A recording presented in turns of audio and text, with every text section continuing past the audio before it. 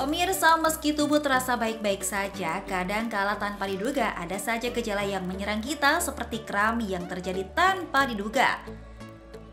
Sensasi rasa nyeri, pegal, dan kaku di bagian tubuh ini sebetulnya sangat familiar terjadi pada seseorang yang rutin berolahraga.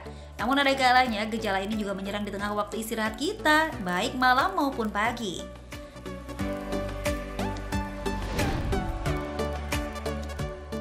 Kram biasanya menyerang pada bagian kaki, mulai dari telapak hingga paha. Ada pula yang merasakannya di area pencernaan seperti usus atau dialami wanita saat sedang datang bulan, yang disebut dengan kram usus.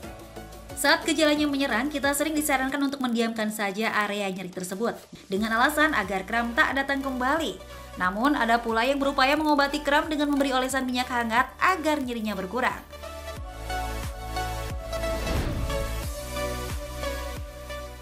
Sebetulnya apa penyebab kram? Bagaimana cara mengatasinya? Betulkah kram terjadi akibat kurang mengkonsumsi air putih? Hidup Sehat akan mengupas informasinya untuk Anda sesaat lagi. Masih bersama kami di Hidup Sehat, pemirsa. Itu tadi tayangan dari kram otot ya. Beda sama kesemutan loh pemirsa ya. Kalau kram tuh rasanya sakit gitu. Karena kalau misalkan aku pernah ngalamin ya, sakit banget sampai gimana? Aduh, ketarik-tarik banget gitu. Berarti ya. pengalaman pribadi ya? Pengalaman pribadi biasanya kalau waktu hamil dan terjadinya tuh biasanya kalau untuk aku nih malam-malam. Malam-malam gitu. ya. Nah, kalau aku sih pada saat olahraga kadang-kadang agak rasa tegang, ketarik, tapi bingung tuh antara kram otot atau kesemutan ya. Iya, berarti atau capek kali ya. Nah, kita langsung saja membahas mengenai kram otot bersama Dr. Herwindo Ridwan, spesialis ortopedi. Selamat Apa kabar, dokter? Ya, baik, alhamdulillah. Ya, jarang kram berarti dokter ya? Jarang kram ya? Ya, udah langsung juga ya pada saat kadang olahraga ya. Paling sering ya, karena overuse kan. Oh, begitu ya. Berarti bener ya dokter ya, kalau misalnya olahraga itu sering kram otot? Iya, terutama pada saat kita overuse atau fatigue biasanya. Pada saat otot yang kita pakai itu berlebihan, dia akan jadi fatigue, dia akan lebih mudah terjadinya kram. Oh begitu, jadi kalau misalkan sebelum olahraga penting untuk stretching dulu sebelumnya. Jadi stretching memang diperlukan ya? Memang ya. Karena berarti mencegah ya akan mengurangi terjadinya kram. Baiklah, fakta mitos pertama dokter. Nah, katanya nih orang berusia lanjut dokter ini cenderung lebih sering merasakan kram otot. Ini fakta atau mitos dok? Mitos. Mitos? Oh, nggak lebih sering ya ternyata ya? Jadi kadang kram itu kita sering salah artikan dengan nyeri dan kaku. Ya, yang faktanya adalah sebenarnya kram itu adalah kontraksi otot yang terus-menerus ya karena imbalance dari kontraksi dan relaksasi dari otot tersebut. Nah, pada orang usia lanjut dia sering terjadi nyeri-nyeri pada tangan misalnya karena rheumatoid arthritis atau nyeri pada pinggang yang mereka sebutnya dengan kram. Padahal sebenarnya itu adalah nyeri otot dan kaku yang disebabkan oleh sesuatu yang lain. Jadi harus kita sebut itu sebagai mitos ya pada usia lanjut. Memang definisi kram otot kadang-kadang bingung ya? Iya, kadang orang bingung ya. Iya benar. Oke dokter, nah ini selanjutnya nih, kita kan lagi puasa nih dokter. Nah katanya dehidrasi saat puasa bisa memicu kram otot. Fakta atau mitos? Memicu, saya mesti jawab dulu fakta atau mitos ya?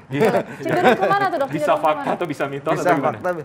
Jadi dulu kita bilangnya fakta dulu. Tapi beberapa studi yang ada terakhir justru menyebutkan bahwa dehidrasi itu tidak secara langsung menyebabkan kram. Jadi yang menyebabkan kram itu yang kita sebut sebagai altered neuromuscular control theory yang dimana di situ melibatkan mineral dan seperti kalsium, magnesium, potasium gitu. Jadi kekurangan elektrolit gitu dok? Kekurangan imbalance dari suatu elektrolit. Jadi dehidrasi apakah bisa berhubungan dengan kram? Bisa, tapi tidak secara langsung. Secara langsung karena kekurangan elektrolit tadi ya? Yes. Baik, kemudian fakta mitos berikutnya nih dokter. Peregangan otot. Nah, ini dapat membantu meredakan rasa sakit yang disebabkan karena kram otot. Ini fakta atau mitos, dok? Itu fakta ya. Fakta, jadi justru pertolongan pertama pada terjadinya suatu kram adalah stretching. Ya. Pertolongan pertama? Contohnya saya nih dokter, misalnya apa ya sering? Kaki ya, betis ya? Paling sering di betis, di otot calf ya, atau kita sebutnya otot betis ya. Misalnya sekarang tuh dokter saya lagi kram banget nih, tiba-tiba. Misalkan lagi jogging. Lagi jogging terus tiba-tiba kram nih. Apa yang harus Yang pertama kita lakukan, jadi kan otot kaki itu kita bagi dua ya, ada depan, ada belakang. Yang paling sering yang belakang. Yang belakang ya? Pada saat dia kram, dia terjadi kontraksinya terus-menerus. Ya. Ya, itu sakit sekali sehingga posisi kaki kita seperti ini ya. Oke. Ya. Jadi yang kita harus lakukan, kita harus lawan dari kontraksinya itu dengan stretching. Kita angkat tumitnya seperti ini. Kita stretch untuk kembali. Berapa lama dokter stretchingnya? Stretchingnya biasanya 15-30 menit tergantung durasinya dari si kram itu sendiri. Berarti sampai keramnya mereda? Sampai keramnya mereda. Dan sebaiknya setelah dilakukan stretching, aktivitas joggingnya dihentikan dulu. Gitu, jangan dilanjut lagi karena keramnya akan terus berulang tuh sampai aktivitasnya selesai. Oke. Nah dok, kalau misalkan aku tuh dok, waktu pas lagi hamil ya dok, ya itu paling sering juga di betis tuh dok tuh. Nah itu gimana caranya dok, kan stretching juga agak susah ya kalau ibu hamil stretching. Kehalangan sama perut. Kehalang gitu perut kan. ya. Gimana tuh dok? Nah itu bisa kita minta bantuan dinding sebenarnya ya. Dinding, oke. Kita tempatkan posisi kakinya dengan dinding. Oh iya. Ya, ini ujung kaki kita dorong dan kita dorong badan kita ke depan ke arah dinding. Baik. Ya, sehingga dia merelaksasi otot bagian belakang kita. Stretching berarti melawan dari kontraksi. Melawan dari kontraksi. Tapi itu lagi akut-akutnya nyeri, bisa langsung stretching dokter? Bisa, justru harus dilawan. Oh, harus stretching. Jadi lambat laun justru akan merelaksasikan dia akan otot, merelaksasi jadi nyerinya berkurang ya. Sehingga nyerinya jadi berkurang. Kalau misalkan dipijit nih, kan kalau misalkan yang belum tahu nih, katanya kan juga ada yang bilang kan, pijit aja pijit, belum tahu stretching nih. Kalau pijit itu boleh nggak sih dok? Atau apa yang tidak boleh dilakukan ketika kram? Pada saat kram, pijit secara langsung dia akan menambah kontraksi si otot karena kita stimulasi lagi si ototnya untuk melakukan kontraksi ya pada saat dia. Iya, jadi secara langsung nggak. Tetapi setelah selesai kita stretching, si otot kembali relaksasi. Boleh dilakukan masase, boleh dilakukan pemijitan. Itu dianjurkan? Atau malah nggak usah sama sekali? Dianjurkan, karena begini, tubuh kita itu mengolah protein jadi energi ya, ADP, ATP, dia rubah jadi energi. Tapi dia punya suatu produk akhir dari energi tersebut yang kita sebut asam laktat, asam urat, dan lain-lain. Nah, pada saat aktivitas berlebih, asam laktat itu disimpan di sela-sela otot. Jadi kita pada saat kita olahraga berlebih ya, semakin banyak asam laktat yang disimpan di otot.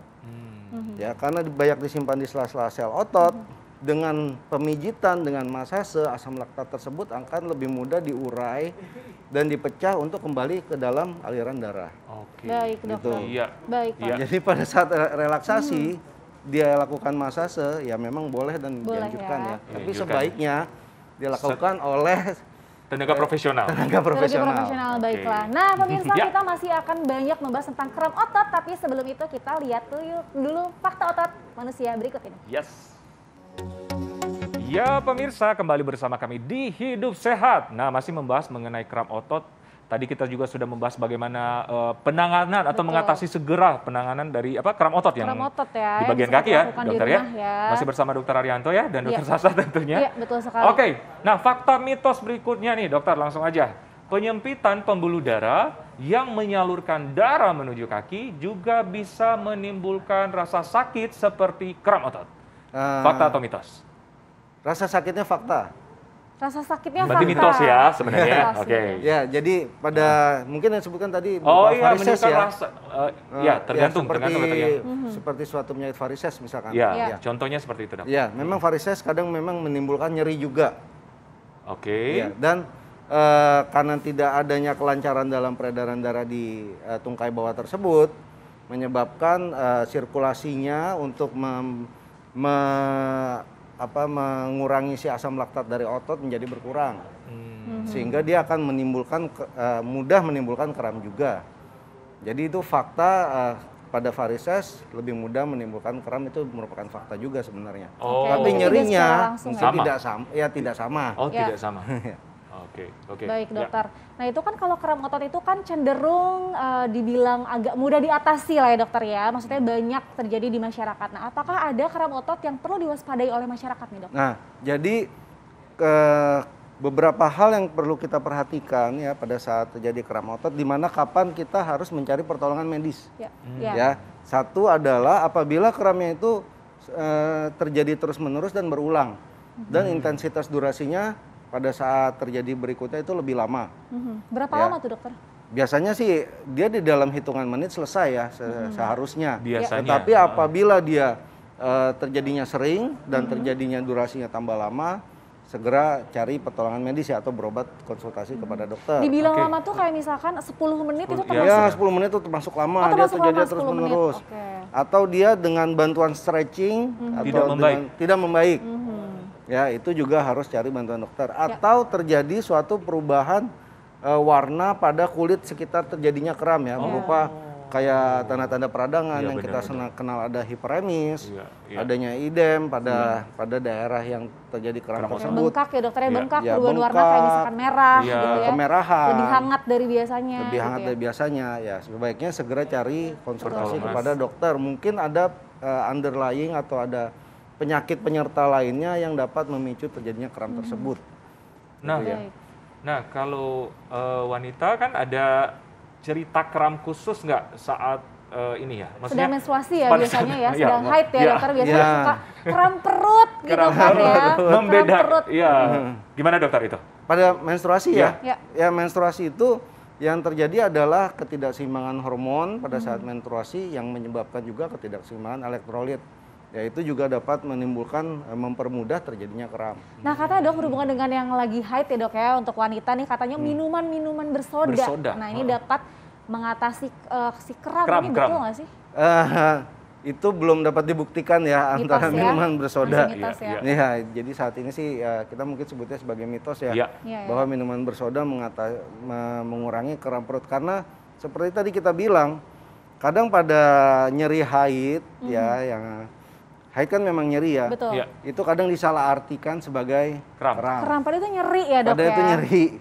Iya. Nah oke, dokter, nah ini nih terakhir nih tips bagaimana mengatasi ini, dan ada kan beberapa kasus yang penyebab kram otot tidak diketahui.